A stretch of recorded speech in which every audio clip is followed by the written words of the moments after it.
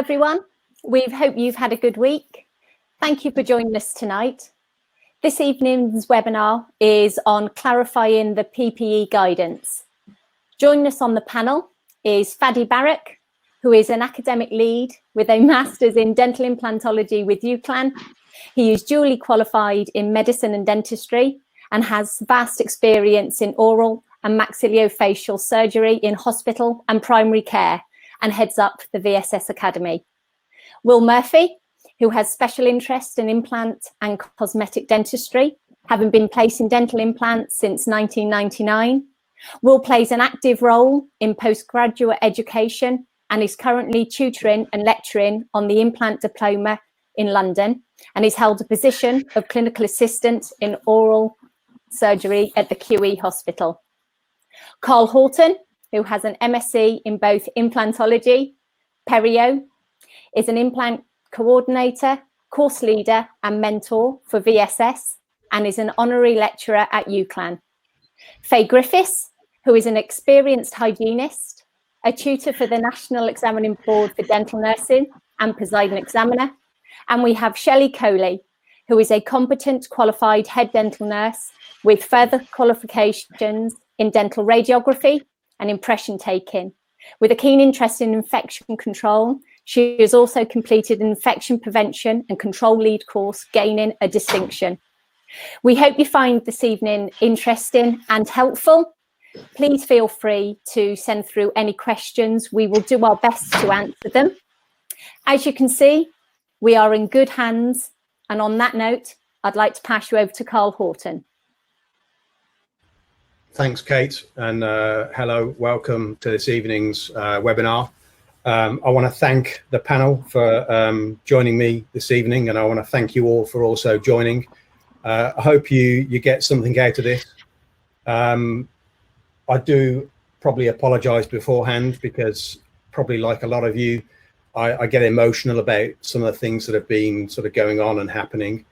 What I'm going to do is hopefully just try and clarify some of the questions that I've been asked. And one of the reasons that we came up with this webinar is that a lot of people were asking lots of questions, and like yourselves, I felt a little bit lost. I have a nature for probably irritating my wife and asking lots of questions.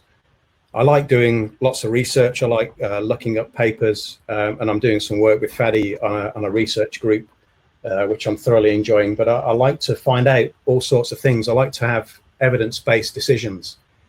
And in lockdown, it's gave me a great opportunity to do lots and lots of reading. I've become a very experienced consultant in helping my wife pick the right paint for the kitchen and the front room.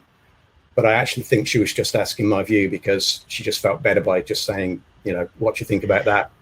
Unfortunately, the answer was often, but we have probably like most of you, a very tidy garden and a fully decorated house. And I'm being heckled by my son, who's playing little games on his mobile phone. So he's not being throttled. He just gets a little bit excited. So I do apologize for that. Anyway, without much more delay, what I'm going to do is I'm just going to start this little presentation, which hopefully you'll find useful. So what we're going to talk about is masks, respirators, and aerosols to start with. And then we've had some questions come in, so we're going to discuss those a little bit.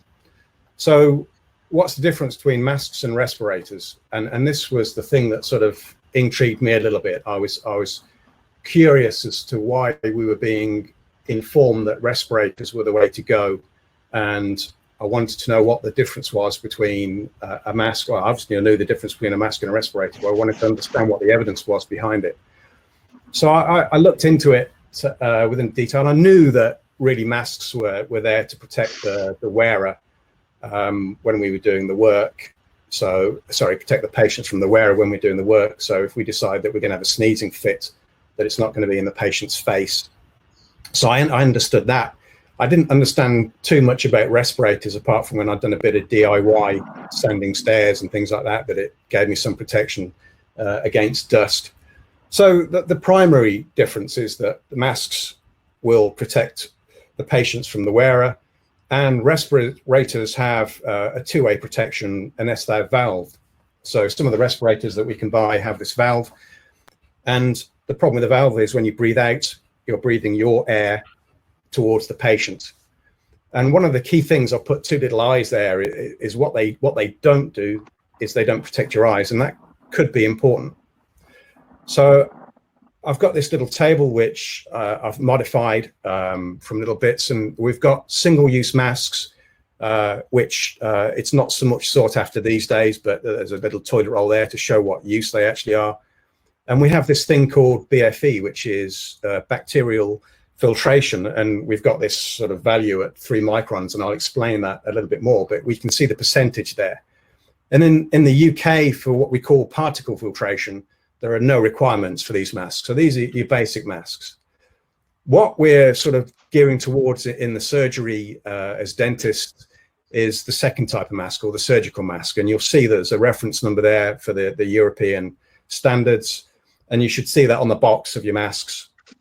And we've got sort of really 3 types with the type R. So the first 2 types are not sort of that effective, but they're okay. I mean, we're looking at sort of what we call 95, 98%. And then we go to a type 2R, which you're hearing quite a lot about the surgical masks. And the type 2R mask, it's sort of filters at 3 microns at a 98% efficiency.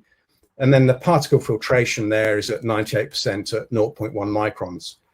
And why I've put that one in with a little asterisk is that for the UK, there actually isn't any regulation for particle filtrations on these masks, but in the USA there is. So I've included it because in the USA you've got level 1, level 2, and level 3 masks. So if you are buying masks and you see level 1, level 2, level 3, you can relate it back to type 1, type 2, and type 2R. And then we come down to the respirators, and then there's a different European regulation for that one, the 149.2001. And then you've got the USA ones and the Chinese ones. And what I've done as well is I've just helped a little bit by I've color coded them, and I've color coded them into sort of what stage we're at according to the government's Nando's effect. So as you can see there, we've got the FFP ones, which no one's really talking about. We don't really relate to those much. And then there's lots of talk about the FFP2s and the FFP3s. There's also talk about the N95s, and there's been some interesting debate about the KN95s today, and I'll go into that in a few moments. But the FP2s and the FP3s are the 2 types of respirators that are sort of being talked about, with the FP3s being sort of like very much your gold standard, having a filtration effect there at 99% or greater than, and your FP2s being at 94%. So you can see there's a slight difference in the filtration between those 2. And then the N95s, which are the USA version, and the KN95s, which are the Chinese version, slightly different in the way that they are comprised. But we're looking at about an equivalent to greater than a 95% filtration. Now, the question that was sort of being bandied around was that, are the KN95s acceptable? And the answer simply is yes, they are acceptable, but you've just got to be a little bit careful about where you're sourcing them from. Carl? So there are just slightly more counterfeit, apparently, KN95s around. But we'll go through this presentation and you can ask yourself a question whether that really matters or not, but I'll leave Carl? that to you. Yeah. Sorry. They can't see the chart. I have explained that we are recording it and we will make it available for them to view. They can see all the speakers, but not the chart. Okay. Can they see me as a speaker? I believe so. Only faces, yeah. Right. You can't see what I'm actually showing as a presentation then? No, only partly. Okay. If you make the window bigger. Faces on the screen. All the panel's faces are on the screen, so it's covering the slide. Right, yeah. So what I'm going to do is I'm just going to stop sharing for a moment. So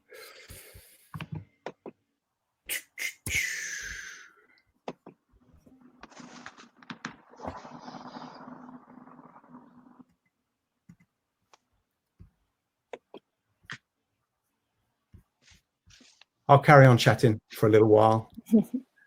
And what we can do is we can.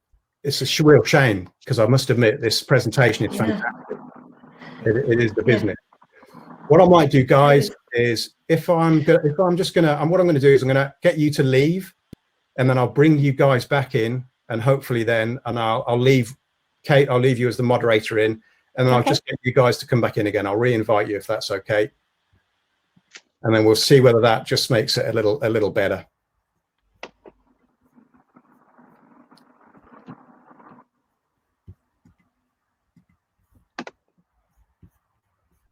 So there we go. How's that looking? Can you get any feedback on that? Yeah, it'll come through in just a moment. Okay. It's water, by the way.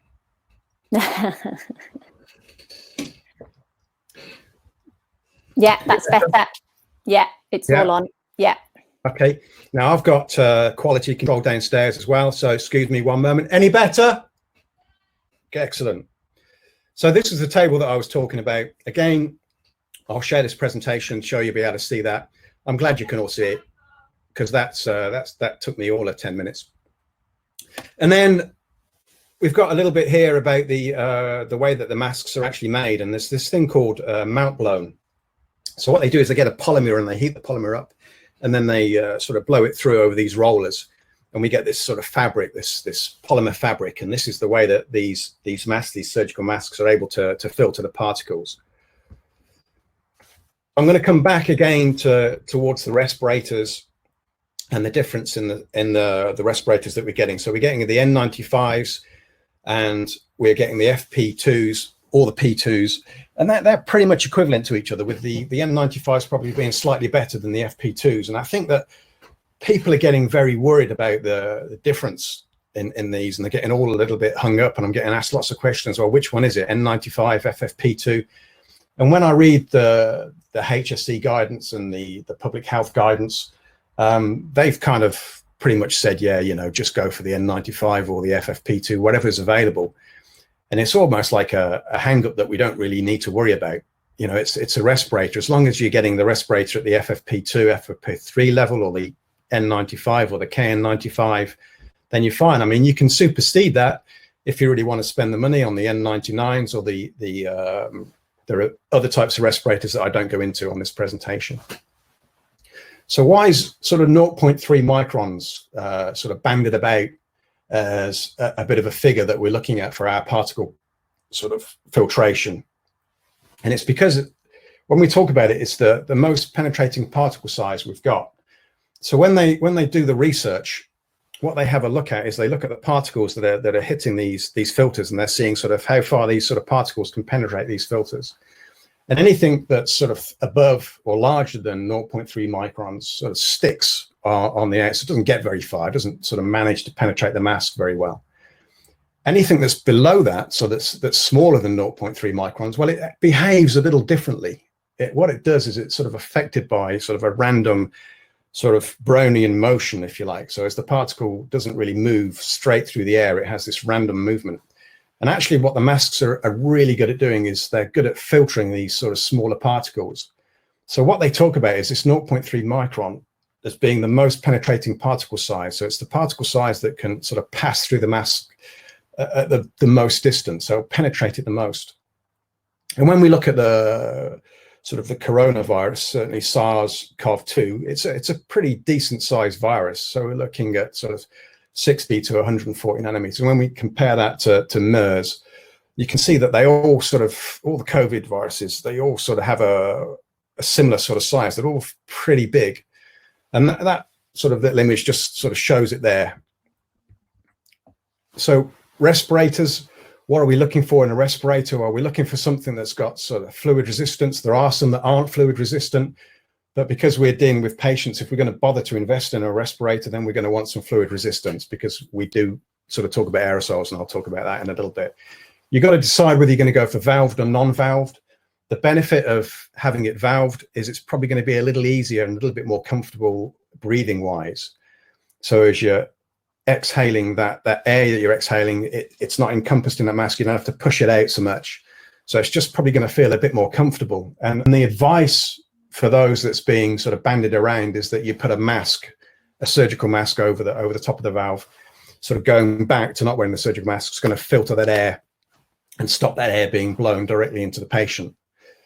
Do they or do they not need fit testing? They need fit testing. If you're going to invest in these masks, they will leak if you haven't got a fit test, and there's different leakages depending on the size of the mask. And that really hasn't been researched in a great deal. But the whole point of investing in the respirator is that you're trying to get the optimum protection that you can from being infected and filtering out these particles. So if you don't get it fit tested, well, then you lose some of the efficacy of the mask. So it kind of doesn't make sense that you'd invest in a mask and then not get it fit tested and then understand whether it's going to fit or not. And one of the problems I've got with them is comfort.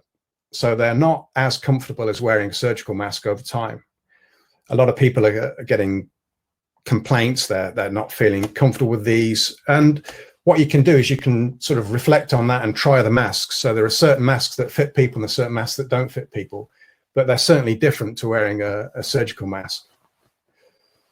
So we're going to look a little bit about the evidence. I'm going to talk about that a little bit now. And it is a little bit interesting. I was kind of quite curious as to whether or not they actually did offer us sort of any more protection than actual surgical masks. So do respirators actually work better for us than a surgical mask? And the reason that I thought about this is really early on, I just couldn't understand, if we were at risk that much, why we weren't seeing more of healthcare workers that are doing dentistry getting ill. And I just couldn't figure it out. And I thought, well, maybe it's because we haven't seen as many patients with the disease. Maybe these are the issues. And I didn't know. So I thought, well, I'm going to have a look. I'm going to find out the evidence. I'm going to delve into this, and I'm going to research it, have a little look at it. And it's weak in terms of whether there is any benefit from a respirator over a mask. And in fact, it's quite interesting, some of the evidence that's out there. There are papers, they're not great, they're okay though, that actually compare the N95 masks to surgical masks. And there are human studies on this. So it's not just that they've put it on a machine and tested it on the machine, because those ones actually don't really show us what's happening in real life. What you really want is somebody that wears the mask, and we look at the infection rates between the two types. And it just so happened there are various studies that were able to do that ethically. It's not really ethical to turn around to us and say, right, you lot wear a surgical mask and you lot wear a respirator, and we'll see which one of you gets ill first.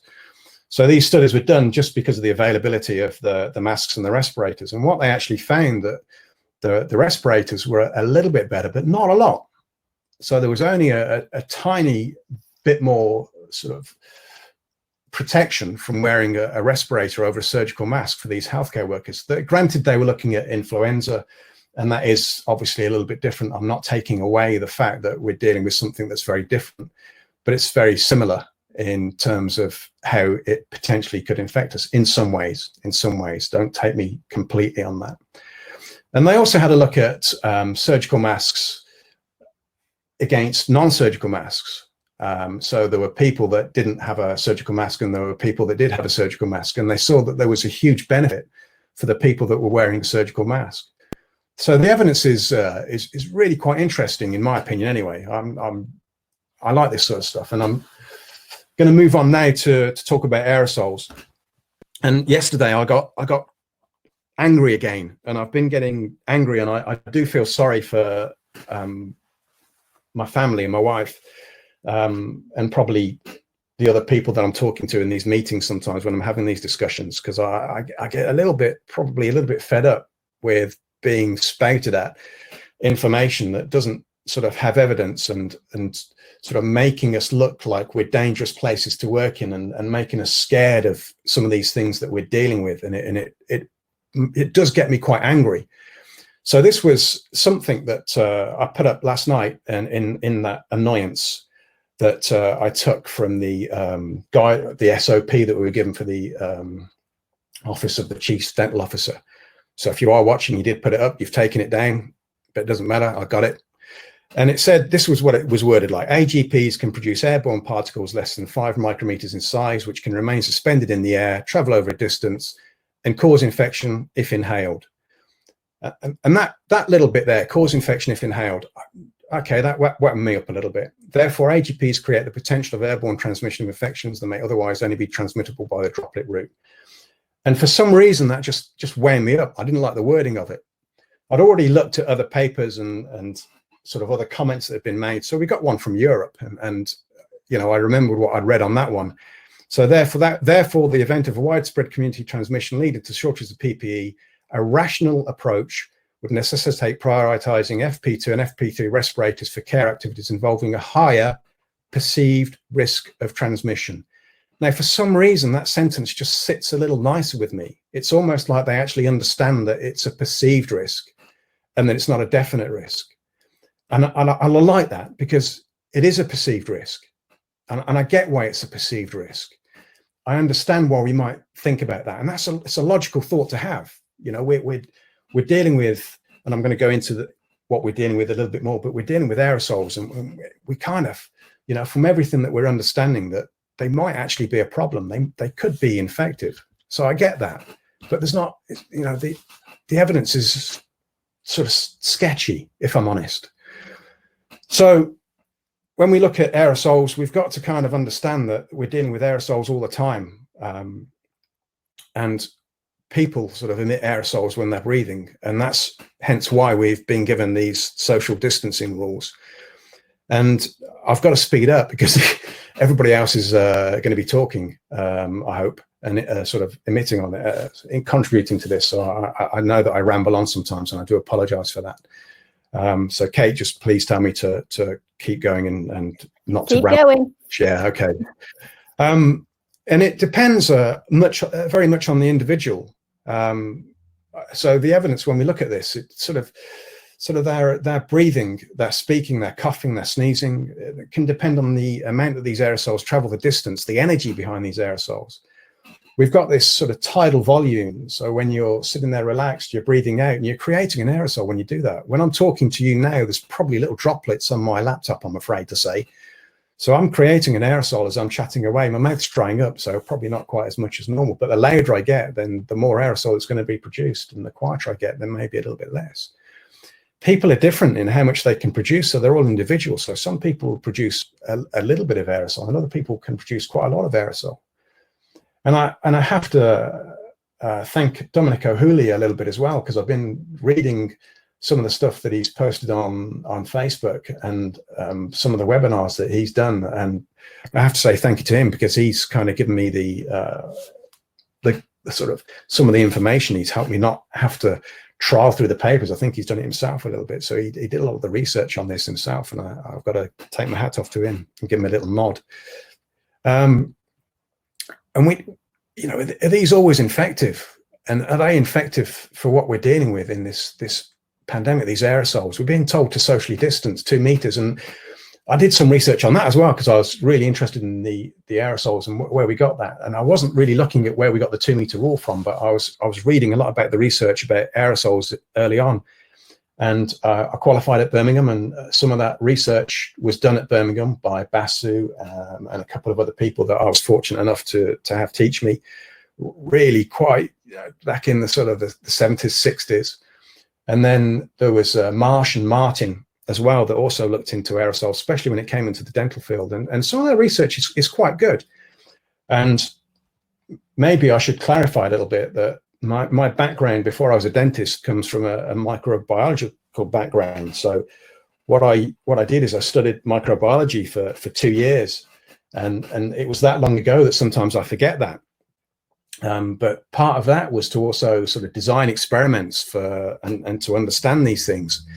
So I've always had that analytical nature.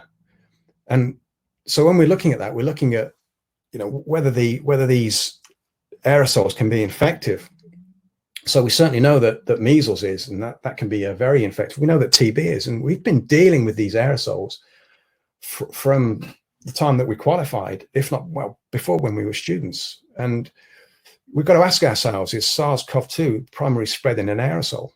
And we need to sort of have a look at that and have a little think about that. And when I looked for the evidence on this, I found various bits of research, and all the research, it's new. It's new, and I can understand that. It's new and up and coming. But the one thing that came up again and again, there was no viable virus proved in aerosols. So they haven't managed to get any SARS-CoV-2 from aerosols, which is I think quite apt for what we're dealing with. But they can get it from droplets.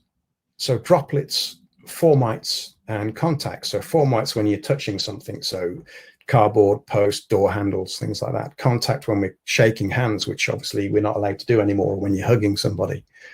And then droplets from the actual droplets themselves, so the big sort of bits, if you like. And then we come on to dental aerosols, and I think the FGDP have been very good in the way that they've had a look at aerosols and the way that they've sort of explained it. I did like the way that they did that. I thought that was very apt, and I was impressed with that. So we're hearing this sort of aerosol generated procedure, but a lot of the time they're ignoring the fact that these patients are essentially aerosol producers with the breathing and the coughing and the sneezing, and they're focusing on what I think is possibly the wrong side of things. And so what is an aerosol generated procedure as we kind of understand it from a dental point of view? Well, it's when you're using the ultrasonic. So it's when perio treatment was being provided and you're not using hand scalers, and we can talk about that a little bit if you really want to. So hand pieces, so when the hand piece is accessing the tooth and drilling the dentine, and then the 3-in-1, the triple air when you're blowing the air and the water.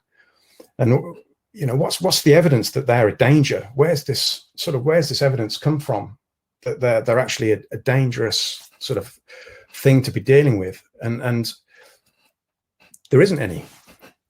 There isn't any evidence that these things are dangerous, and that's probably what winds me up. I can understand it. I can understand why people feel like that, but we need more evidence on this. We need to find out whether they are actually dangerous or not. So I think that's really important. And some of the evidence that I read, there were various papers that had a little look at this. So one of the papers, what they did is they got agar slides and they put them a different distance from the patient. It was actually a live patient, and they performed some ultrasonic work on the patient. And then they measured the amount of bacteria in these agar slides at certain distances away. But one thing they didn't do is they didn't use any high volume suction. So they actually got some growth on these agar plates. The control wasn't very good either. So it's a poor paper. And this is what I come back to. The papers are really either badly designed. I have to be careful not to swear. They're either really badly designed, or they're not randomized controlled trials. It's almost like they're trying to prove a point. And I think when we're scientists, what we've got to do is we've got to make sure that we don't let our bias get in the way of what we're looking at. We have to be unbiased in what we look at and how we look at things. And that's very difficult sometimes to do. And we can have an opinion on something, and sometimes we're swayed into the way that goes. And I've seen some of the comments on Facebook, and I've seen that people are, you know, I try not to take too much notice of it, but I've seen people get into huge arguments and not have any evidence behind their arguments. It's just the way they feel, and that's okay. We're all okay. It's all okay to feel like that. But when it comes to dealing with what we deal with, and this is an important subject, we need the evidence, and you know, hopefully that's going to be sort of forthcoming. So we've talked about the aerosols that are coming out of the hand pieces and the ultrasonics. And the one thing that I'm also interested in is, from a point of view, I'm just rambling on a little bit now, sorry, is, you know, what happens with different types of products that we put in the water lines. Obviously, they've got to be safe for patients. I was curious as to whether that has any effect on patients. I know that there are various things that go in the water lines, lubrication and all that, and is that going to be an issue? But then we got the complex aerosols. This is the aerosols that then being produced that go into the patient's mouth and then come back out again. And this is the stuff that's scaring a lot of people, I guess. You know, it's mixed with saliva and blood. Is that an issue? Is saliva an issue for what we're dealing with? Is blood an issue for what we're dealing with? Or is it just the patient's breathing? Is that the main issue? I mean, this virus, it sort of sits here in the nose. It's ACE2. get receptors on the virus, and we've got lots of these little ACE2 receptors in our nose, and we've also got them elsewhere in our body as well. But if it's sort of sitting here and the patient's breathing, is that more of a concern for us than the saliva and the blood and the aerosols that are being produced? We've got splatter. So there's a little bit of research on the splatter that's coming out. We've got these droplet nuclei that are formed when we create these aerosols. These little droplets sort of float up and then evaporate a little bit, and they sort of float around. And these are the things that people are a little bit concerned about, and what they sort of relate to with fallow time, and how long are we leaving it for these things to sort of settle down out the air. And one of the things that really helps with this, a huge amount, looking at this research, is high volume aspiration. And there's a little image I've pinched there from a guy called Wally Wren, and he's doing some research into this. There are other papers out there that they're just not quite finished yet. And there are some ones that have been shown where they put an image, and you can see in the background the aerosol sort of disappearing up the high volume suction.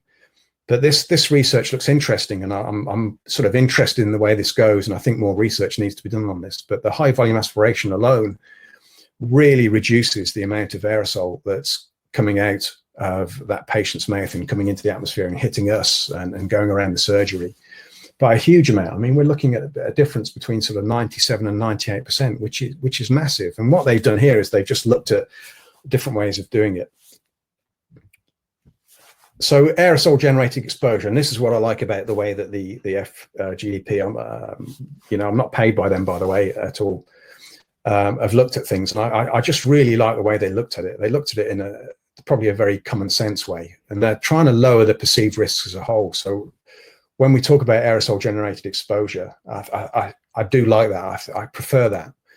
So what have we looked at, and what are we kind of being given in the SOPs? Well, one is to sort of triage our patients. We're asking them questions prior to coming in. Have you been to Italy?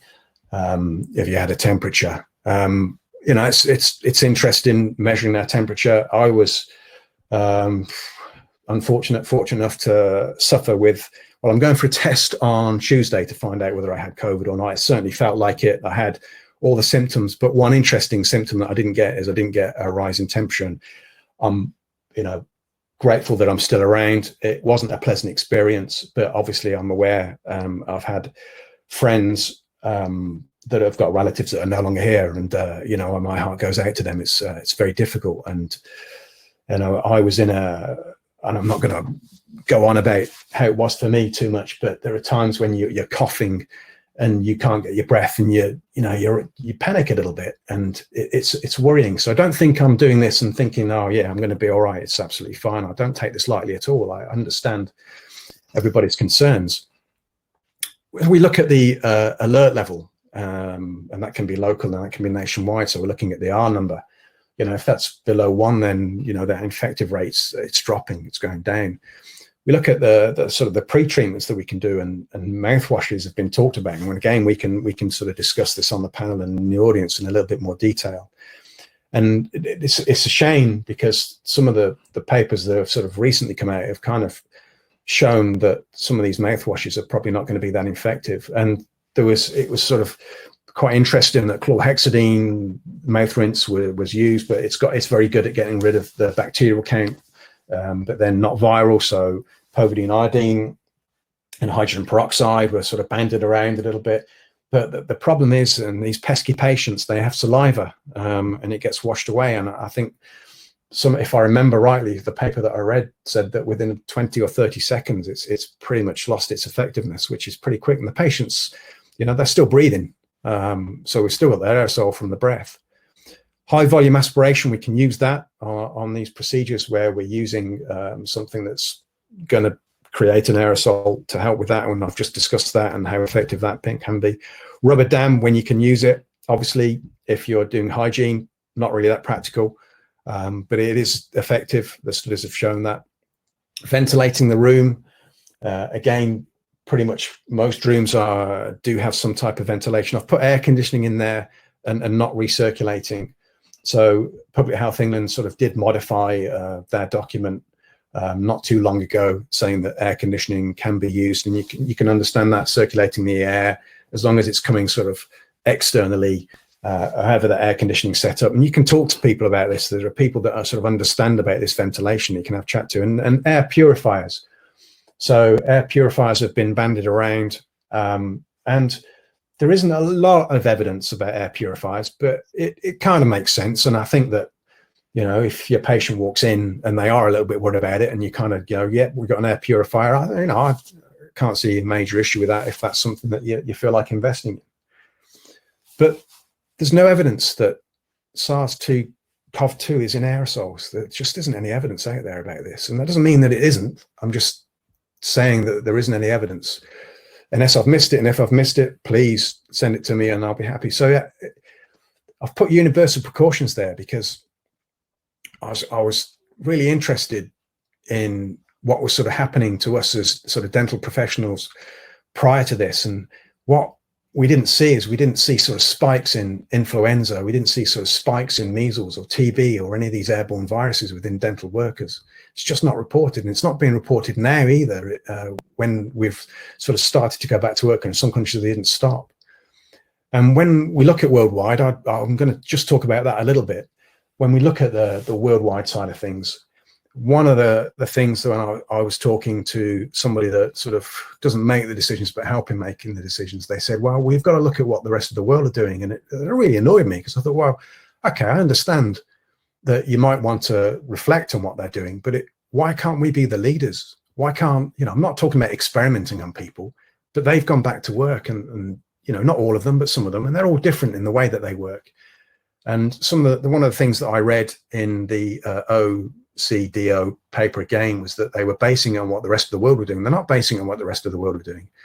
There are Norway and Sweden and kind of Finland, I think it is. I looked at what they were up to, and they're using type 2 surgical masks for AGPs, or they were when I looked 2 days ago.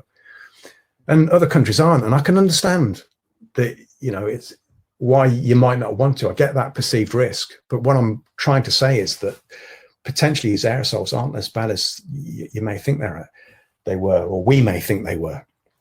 So I want to get this message across, and I want to get this message across that we're safe. We're a safe place. And I think that we've got to get that across to the public. Now, I'm not saying don't wear respirators, by the way, and don't wear PPE at all. I'm not saying that in the slightest, but I'm saying we've got to question things. And, you know, what we've got to sort of, I think, really do is make sure that they don't stick us with anything that we're going to base it on non-evidence. We've already been stuck with enough non-evidence regulations, and it really irritates me.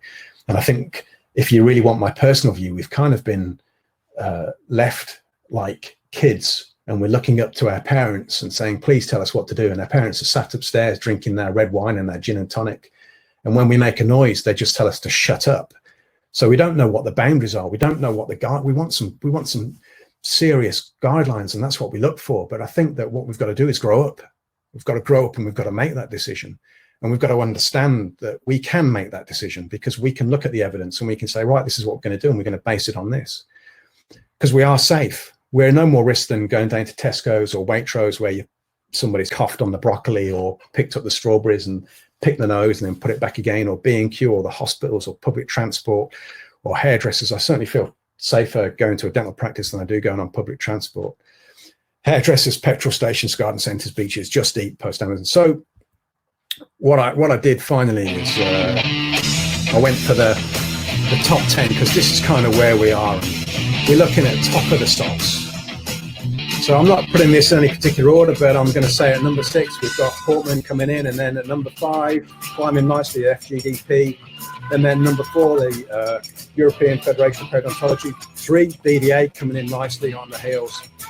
And then yesterday, or this morning, depending on how you look at it, Office from the Chief State Officer. But I think at number 1, you've got to do it yourself. Look at all this and do it yourself. And I'm going to end my presentation there. And I'm going to thank you all for listening to me, and we'll try and bring other people back in again if they would like to join us. Kate, if you chat away, ramble on, and we'll try and get all the guys and girls back in again, if that's okay. Right. Yeah, that's great. Thank you, Carl. We've got some questions coming through. obviously a lot of them are very keen to hear about the PPE aspect. So if we can grab the others back as well, I believe we're going to have Will talking about fit testing. So that will help. We've also got some questions with following on from your talk with what mask for what procedure. So I think as a panel, we will put that out to everybody. I'll just wait for everybody else to come back in. Hi, Carl, just interestingly, Carl, one of the questions we did have, and I'm just picking up on you saying about you not having a temperature, one of the questions we had sent through was about temperatures, and just saying, you know, is there any point really? You know, are the tests reliable? Are temperature checks reliable? Okay. I will not do what I normally do and give a very succinct no. Again, I think that I don't think there's any problem with measuring the temperatures of patients, whether it's reliable or not. I think I'm a good example of that. But you can't have me as a you know, something that you base your SOPs on one person, because other people do get a temperature. It's reported. It's reported that lots of people get temperatures. How you measure that temperature, what you use, what equipment you're using to measure that temperature. Well, again, how reliable are the thermometers that are being used?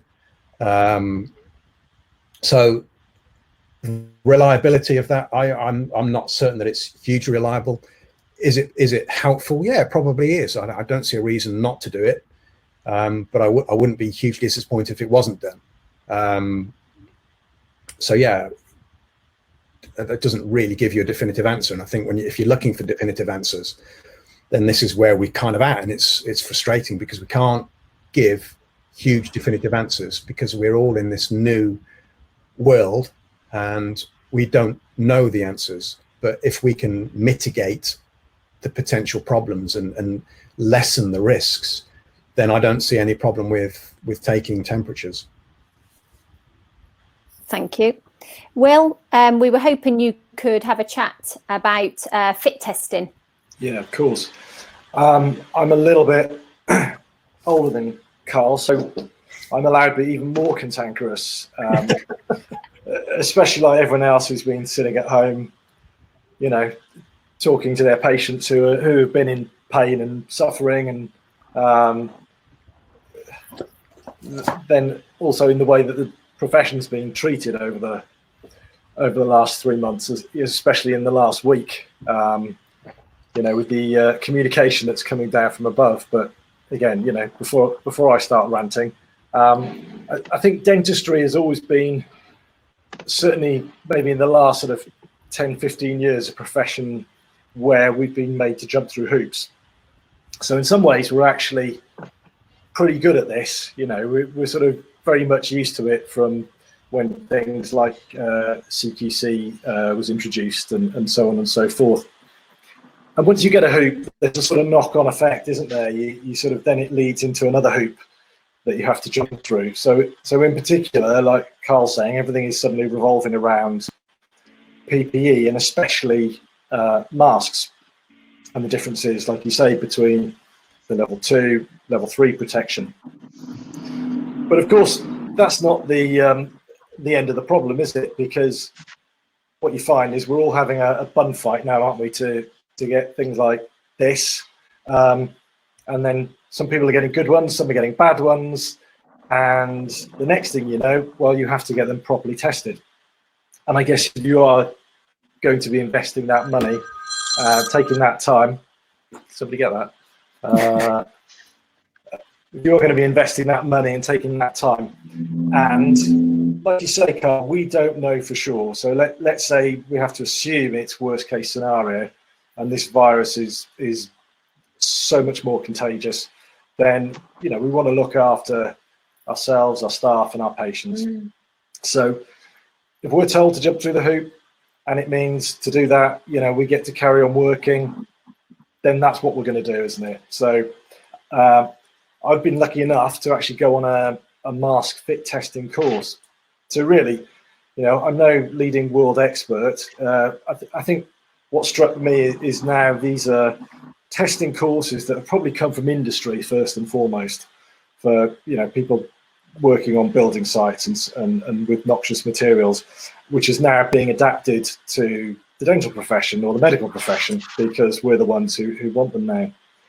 And so first of all, obviously, in goodwill, we all gave our masks away, didn't we, and all our PPE. And then at a week's notice, we're told that we need to get it all back again. So go out and buy it at inflated prices. So anyway, that's by the by. You've got to get testing done now, really. I think if you want to sort of validate that you are doing the best for yourselves and your staff and your patients.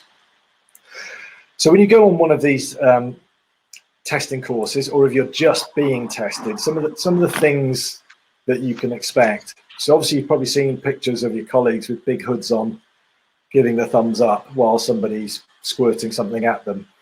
So essentially all it is it's checking that, one, you can put these things on properly, okay, and get a good seal.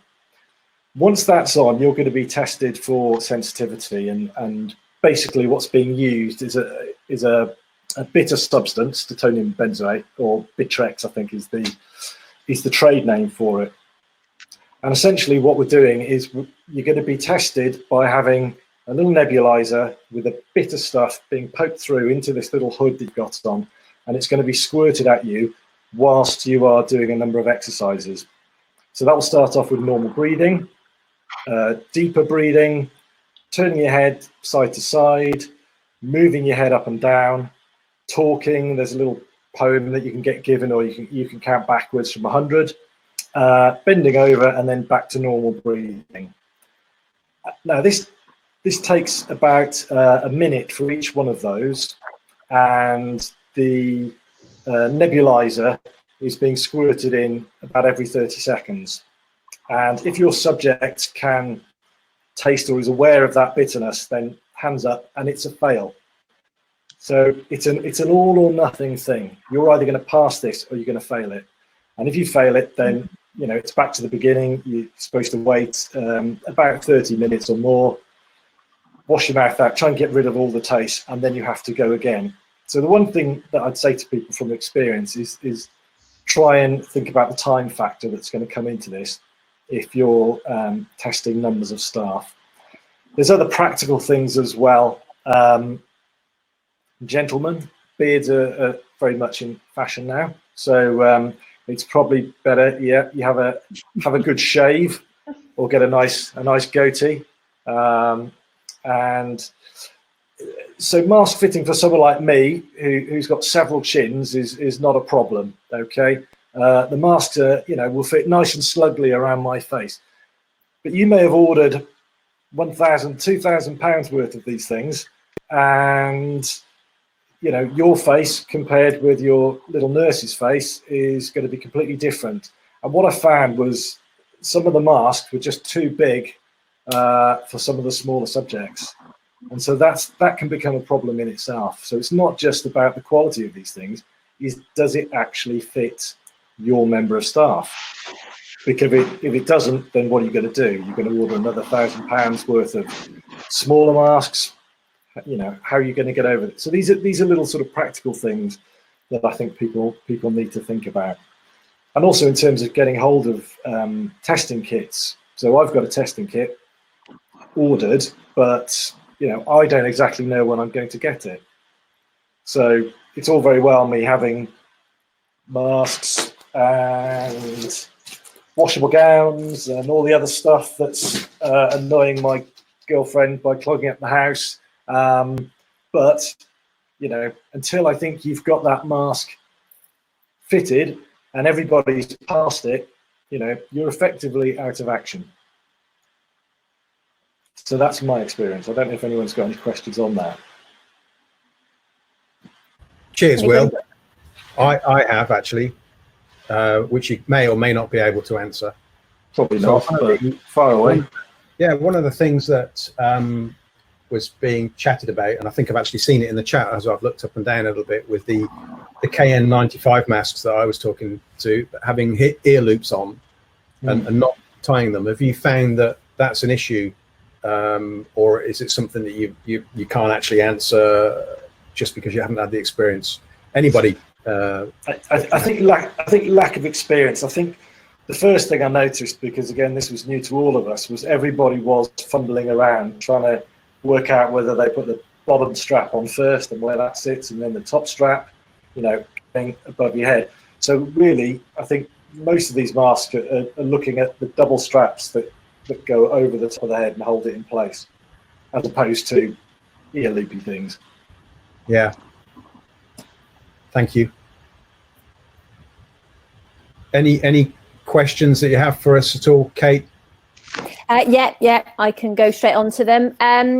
One of the questions that has come through is regarding what is the highest risk as a hygienist, if any of you want to take that up. Yeah, okay. Thank you, Carl. That'd be I'll tell you what, it's real quick for me, and I'm not being flippant. It's your travel to work. That's probably your highest risk. when you look at the stats, the risk of being in an accident on the way to work and back, assuming you don't live in the same building, I guess, is higher than the risk of you getting COVID. What happens with that is slightly different, maybe. And maybe I am being a bit flippant. There are obviously risks, and I think that's a really good question. And Faye, I'm going to pass over to you to answer that. Thanks. Hi, everyone.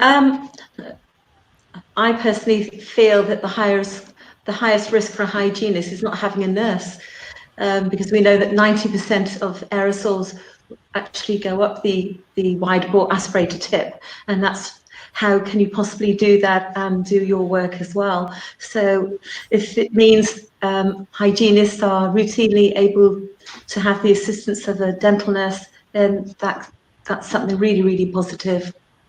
I also noticed that someone was asking, do we need to change the wipes? And I think at the moment, no.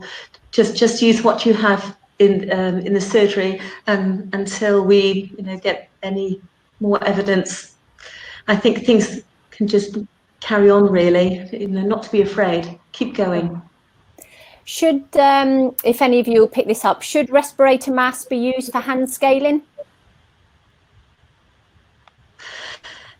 No. No.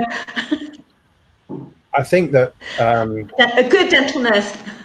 It comes down to mitigating the risks, doesn't it? And I think that I agree with Faye, but it is an opinion, and it's my opinion, and I agree that no, because what we're being told, and it comes back to what we're being told on a lack of evidence, is that there are aerosols being produced, and the nasty aerosols are coming from the ultrasonics, the 3-in-1 and the dental handpieces, and that mixture, that complex aerosol that is generated from that, and that's the danger area. But what's being ignored there is the breathing, which I talked about as part of the aspect of what's happening when patients walk in. They're talking to us, they're coughing, they're sneezing. They're still going to breathe when we're doing hand scaling. You can ask them to hold the breath, but hand scaling takes a little bit longer than an ultrasonic. And I think that for me, I've heard that, and I've heard and I've read the comments that it is as ineffective as an ultrasonic. But you need to be having those conversations with your patients, because it is ineffective, and those studies do show that it's comparable. But the difference is time. And time, I'm afraid, we don't work in a place where time isn't money. Time is money. And these practices are, let's not beat around the bush. They're businesses, and they've got to survive. So I think that it comes down to maybe a changing of the conversations that's had with the patient, and hopefully as we go through the process, and I hope it's in a short time and not too quick, that as the levels come down and we go down to sort of level 2 and level 1, that there'll be a relaxing on the AGPs and what they call the fallow time, which leads nicely into sort of fallow time and how long we leave it for those nasty little horrible aerosols to exit the room.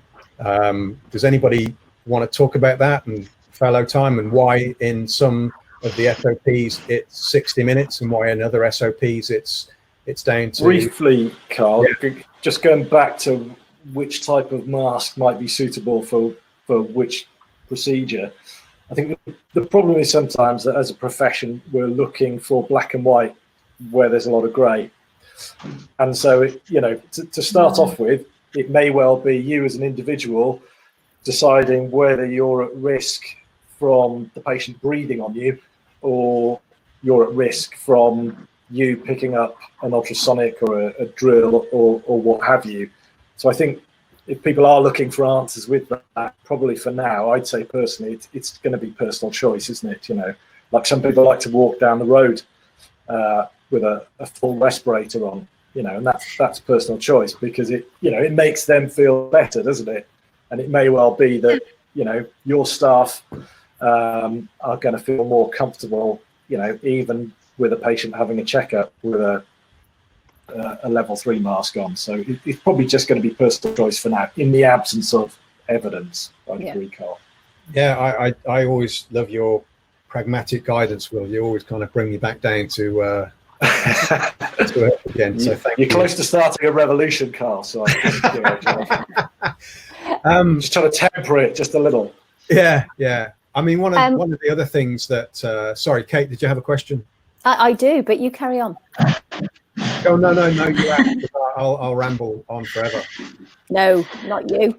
Are reusable FFP3 masks an option? Reusable, sorry. And if so, how is it best to disinfect them after an AGP session? Should we talk about this? Anybody want to chip in? Yeah, you know what I think. It's difficult, isn't it?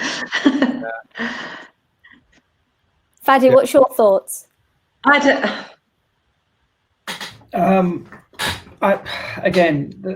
think there is such a thing as expertise in this. I'm certainly not one if there is, but what we are following is what we are planning is to start with the IMOS, hopefully the manual surgery service again. And the advice we have that, yes, we can use the reusable FFP3. I think the ones we have is the stealth one, which we'll be using. And the idea is to wear a surgical mask on top, and you can change the surgical masks between cases. And I think the filters for those, again, depends on use, what you've been doing and how much need to be changed up to a month, I believe. But Will might have a better answer for that. No, I've covered all bases by ordering both. Because I think the stealth one said that they could arrive earlier, whilst we're still waiting for some more stocks of these ones. And again, I see on one of the many WhatsApp forums going around was everybody talking how to clean one of the stealth masks. And I think, to be honest, it's going to be like cleaning down any other surface that we have in dentistry.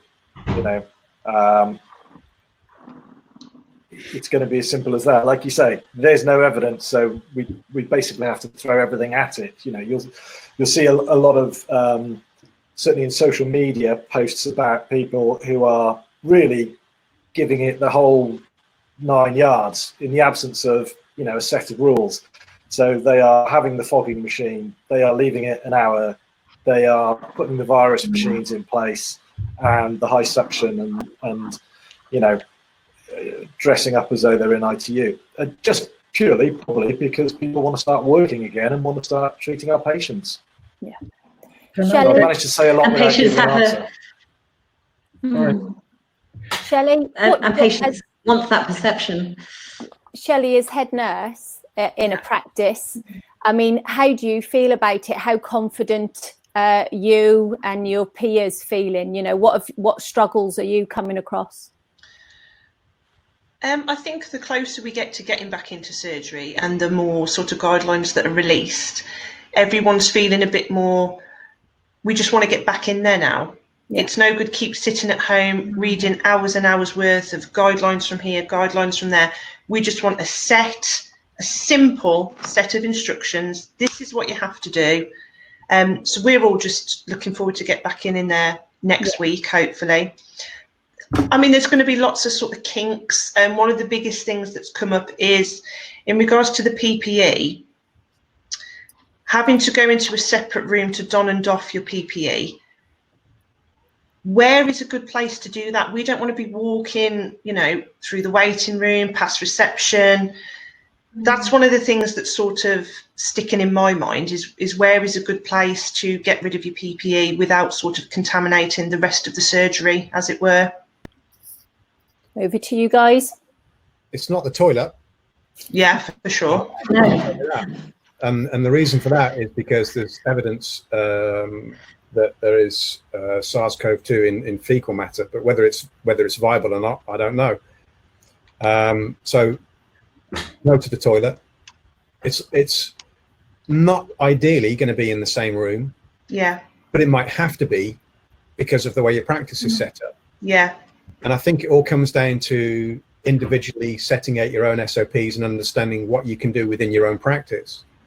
And that's the key point. And I think that when we all the people that are trying to deliver the SOPs, what we've got to remember is that they've got pretty much the same information that we've all got.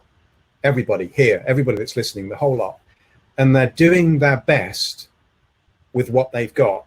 Yeah. In most cases, they're doing the best in what they've got. And they're trying to offer guidance as best as they can see fit. And that's not always going to fit to the individual practices, but it's a guidance. And you've got to remember, it's the word guidance. They're there to guide, and then you adapt that to your own practice and how that works. So when people are saying, well, how much fallow time shall I leave? Well, what's the ventilation route in the room? Is it a room that's downstairs in a basement with no windows and no aircon? Or is it a room that's upstairs with huge windows and doors and miles away from anywhere else? And is it, you know, passive pressure and all this sort of stuff being bandied about? But there is no real evidence to tell you that it has to be. It's not like at 60 minutes, all the aerosols have suddenly decided to settle. Yeah. They're not going to go, right, guys, That's down, right. down, we're on the ground. Yeah. It doesn't work like that. Yeah. And it's not like, you know, so if we leave some time, then what we're doing is we're lowering that perceived viral load within that room. So I think, again, it comes down to having that conversation with your team and seeing what you're comfortable with and maybe what procedures are being produced. So, I mean, you could get really technical about it, and I don't think you need to, but you could say, well, okay, I've been, you know, using the ultrasonic for 20 minutes, and therefore there's a higher amount of aerosol within the air because I didn't have high volume suction, which you should always be using, looking at what we've just talked about. And therefore I'm going to leave it for a little bit longer. But then how do you manage your patients? So I think you need to sort of sit down and go through individually at the practice level and decide what you're going to use for your fallow time. And I think that probably some people are a little bit scared on what's going to happen if they don't follow certain guidelines that are being told for the fallow time and what the repercussions are of that. And I understand that there's a fear of that. And they're also probably worried about the fact that it's infective air, and they're worried about what's happening. But I hope that I've given some kind of reassurance that it probably isn't. But you know, you can't guarantee that. You can't say for certain. But you know, it's the evidence isn't sort of suggesting that it is. But nevertheless, we should mitigate and lower the risk. So I'm finding that I'm rambling again, and I do apologise. But sort of the fallow time is arbitrary, and I think it's individual to what you perceive in your practice to be best practice within your own practice, and what you should do on your own, and sort of have that sort of conversation and as sort of Will and Fadi and Faye pointed out, and have that conversation within the team and see what you're comfortable with, because some of the team might be comfortable wearing a mask and a visor. I didn't mention visors, by the way, but definitely visors. Some of the team might be comfortable in only a respirator. Some of them might want the spider respirators, and some not. You know, you might want all singing, all dancing. They might want a hazmat suit. Whatever takes their fancy. You know, bring out the GIMP. I've got no idea what your team are into, but it could be. You know, you might find Ben turns up in a rubber outfit, Shelley, and Wouldn't be No unusual. change there then, really. No change there. No change. Just another day at the office. That's it. Well, there's a question that come through that you might be able to shed some light on.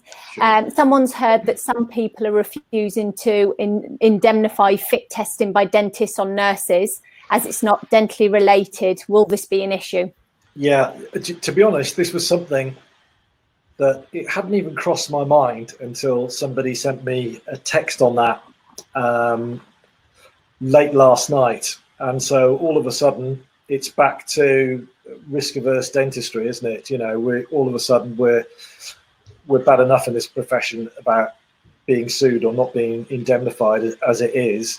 So I think that's a really, really serious point, because as soon as word gets out that you've done, you know, mask fit testing and you've got your certificate, you become very popular within the profession, and people will give you a call and say, "Oh, can you do us?" And yes, of course, you know, I want to do everything I can to help my colleagues.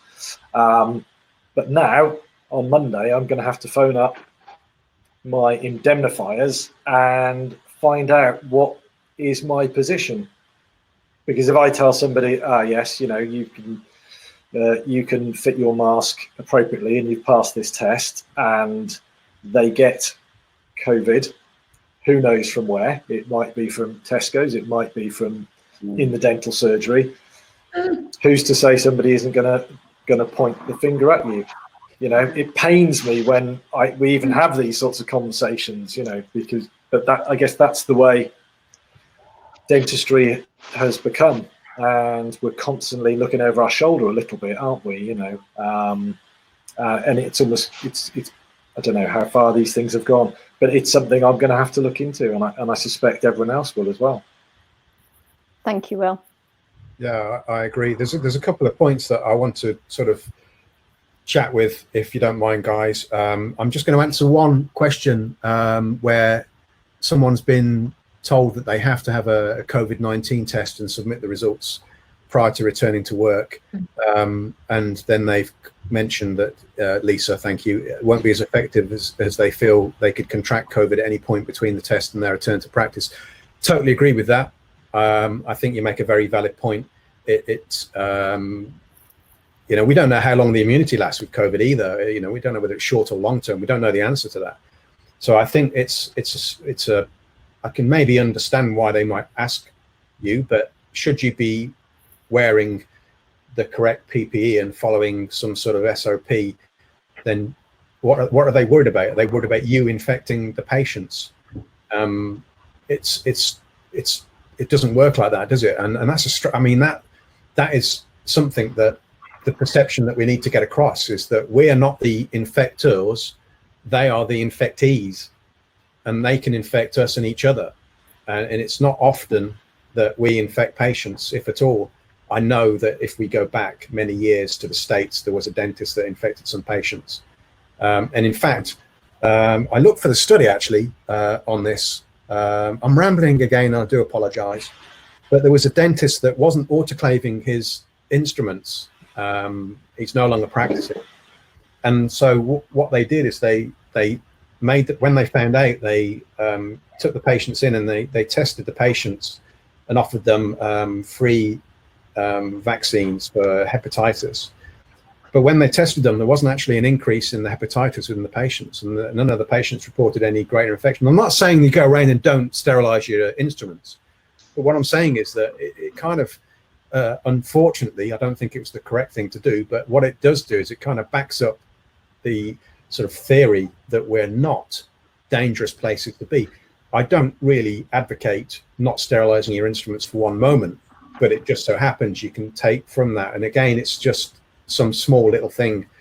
It's not a randomized controlled trial by any means, but it just adds to that bank. And I do think you need seriously good studies to have a look at this. And one of the things is some of these studies that are coming out that people are sort of pulling in and saying, well, this and this, they're not peer reviewed. They're not great studies. They're really, really, really weak.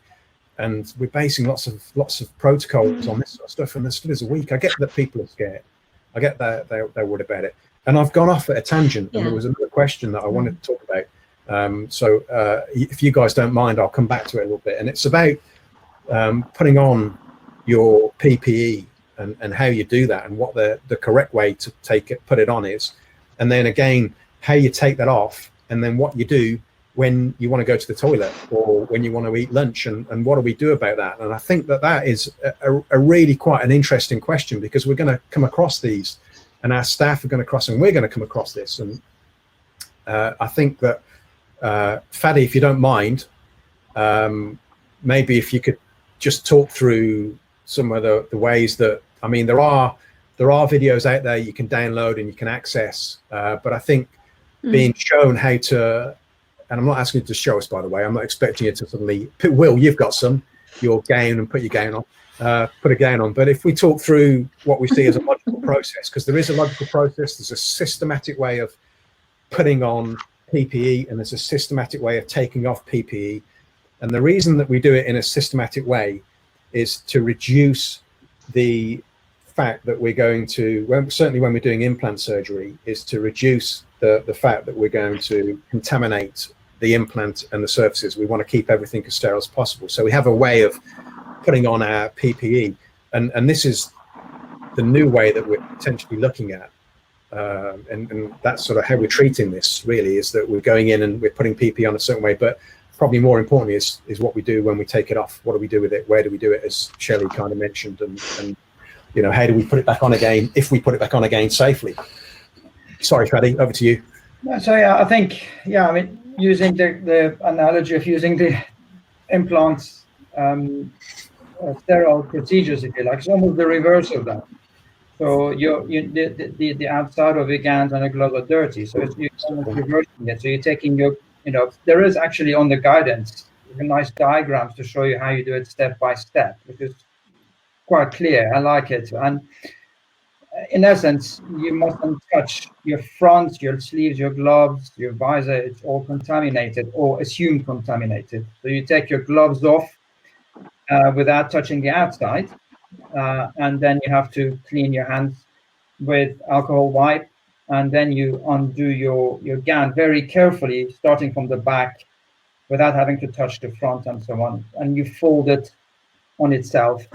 Diagrams explain it much better than I am. I'm sure Faye is probably cringing with my explanation. That you probably better go and Shelley for that matter. But in essence, to do that, you also must make sure that your feet, if you've got to be able to wipe whatever you're wearing, and it's got to be discarded with the clinical waste. Don't forget also the clothes that you're wearing underneath. It's got to be, I don't know if you've been through this already in your presentation, apologies if you have, but in essence, you need to make sure at the end of the day, those are also laundered in the correct way. Most practices don't have a laundry service, neither do they have a dryer. So a lot of people will have to take these home in a safe way and launder them on their own at home. Highest temperature they can do at minimum 40 degrees. So all of this comes into it, but it's all laid out there. If I can take this opportunity, to share a little bit of a positive thing there. Look, I think we will get through this, and as evidence comes through over the weeks and months, some things might change. Our way of doing things might change, and especially as we look at what other countries have done successfully, like Japan, like South Korea, and so on. We can learn a lot from as the evidence comes through.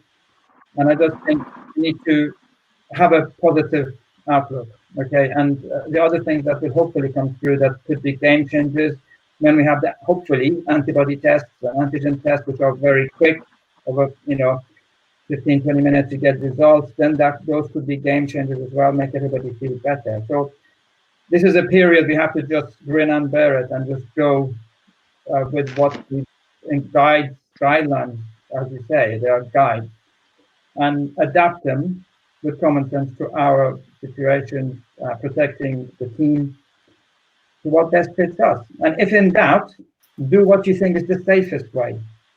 If in doubt, do the safest way. There's no point in saying whatever you can do with your own. I've said my piece. does that answer what? We've all lost our confidence a little bit. Yeah, very much. That's all it is, isn't it? Yeah, Very much. we need to start somewhere and document everything. Yeah, I think everything.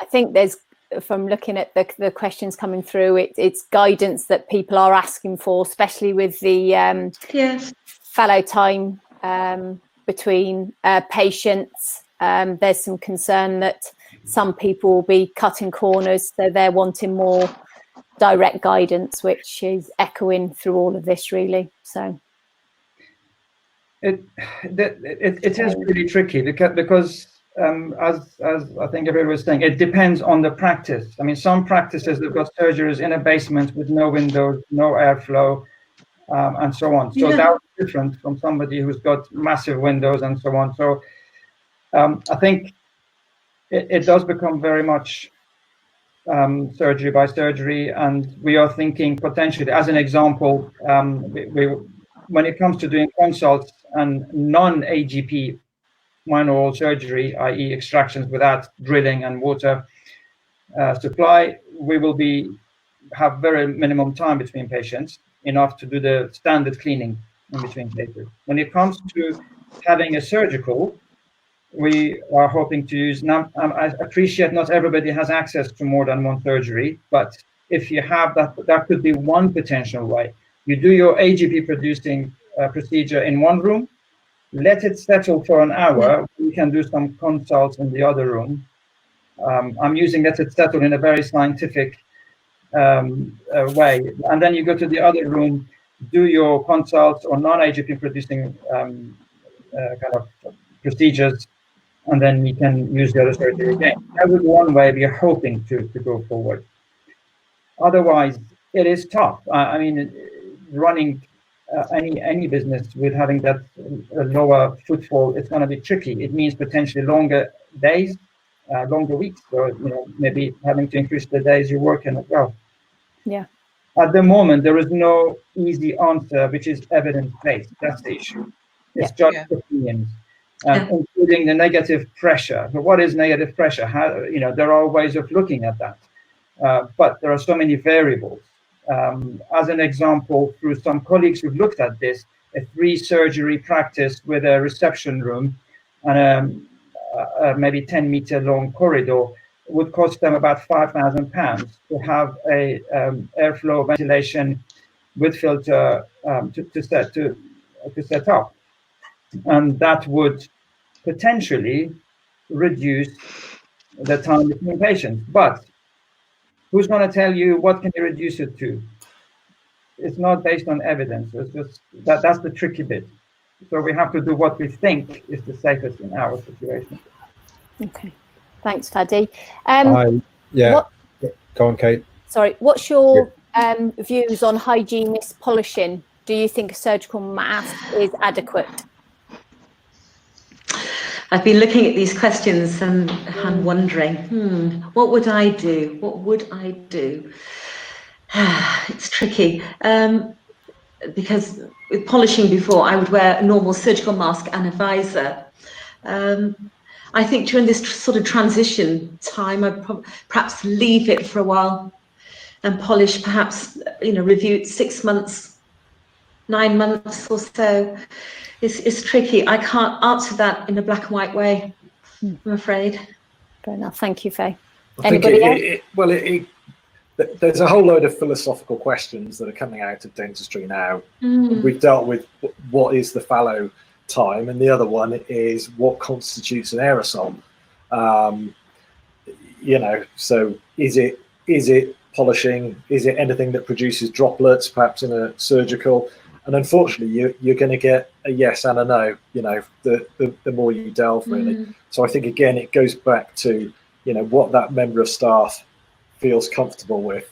Is it that just breathing alone is going to be producing some form of aerosol that's going to expose you to a virus, or is it going to be a combination of breathing plus whatever droplets or prophy paste that might be flying around? So again, it's going to go back to what members of staff are going to be comfortable with. I think what's useful as well, and what we're going to do, and I'm sure lots of practices are doing, is perhaps try and get a couple of run-throughs of how your day is going to look from, you know, having somebody turning up at the practice, just so everybody's comfortable with it. So, you know, because nobody's going to get it right first time around. You know, everybody's going to want to have their procedure where somebody turns up at the door, they're allowed in, mask on, hands washed, sit down, then what you do in any given procedure. So I think a couple of run-throughs for anybody, any members of staff who are worried or nervous about that, you know, is going to help settle people again. Thanks, Will. Thank you. Can I just ask? Yeah, go ahead. We're sort of getting close to time, but go ahead, Faye. It's okay. So someone's asking, would I recommend a high volume aspiration when hand scaling? Yes. If I ever do any hand scaling, a nurse always aspirates for that, and for using Cavitron scaler. Thank you. We use suction all the time to make it comfortable for the patient. Yeah, I mean, there's so much more, and we could go on for so much longer. And in fact, actually, if people are interested, there's another webinar on Wednesday. The idea of sort of this was to do a little sort of taster, and it kind of exploded. And I just want to thank everybody that contributed to that. I really sort of don't know. I'm overwhelmed, and I really want to thank everybody on the panel for, you know, it cost me a lot of money to get them on here, I must admit, but you know, I really do. It's because the pubs are closed. Yeah. Friday nights used to be very different. Yeah. So what I'll do is I'll send everybody, if they're interested, the link to it, but it's with UCLAN. Outside Wednesday with Fadi again. I think you might not be in there. Ian Byrne, myself, St John, and we can kind of chat about this and probably a little bit more. I don't know how long that goes on for, because we could you know, carry on talking about this, and the idea of this really was to try and alleviate a lot of the concerns and sort of answer as best as we can, to the best of our knowledge, the questions that and I hope that you've all found it useful. I know that I really do appreciate everyone's interest in sort of tuning in and listening. You know, when I was maybe expecting 10, when I saw the numbers, I was like, oh. So really do appreciate it. So, you know, thank you, Fadi. Thank you, Shelley. Thank you, Faye. Thank you, Will. And thank you, Kate. And thank you, everybody, for listening. You don't know how much it means. And I have to say thank you as well to Kelly. I know she's listening downstairs. And I'm also going to thank my son for not screaming as loudly as he has been during some of the meetings that I've been having. So do appreciate it all. Thank you. Apologies to those questions that we haven't got round to. We've been inundated with questions prior to the webinar, as well as what we're seeing. So you've probably seen that we've been touching the computer trying to get them. So apologies for the questions that we didn't get round to. There was one I did see about reusable gowns, who to get them from, where to get them from. TRICARE. David, try TRICARE.